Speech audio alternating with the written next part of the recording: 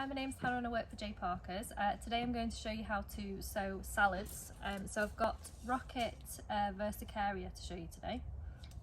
So it comes in one of these packets, and I'm going to use seed and cutting compost and a seed tray. They're quite small seeds, so I'll just show you how to sow them, but you just sow them thinly on the surface. So I'll just fill this up with seed compost.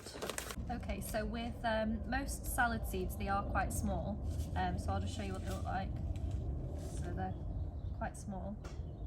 So what you want to do with these is just sprinkle them lightly over the surface. Okay, so there's quite a few seeds in there now, so I'm just going to cover that with a light covering of compost.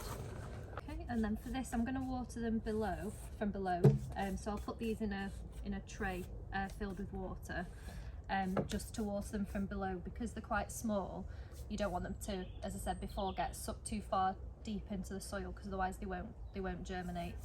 And then with this you can put a propagator lid on it, or just put it on a warm windowsill, and then they should start germinating shortly, and then you can pinch them out as they come through to allow some of them to get a little bit bigger, and then pop them on, and then you should have some nice salad leaves.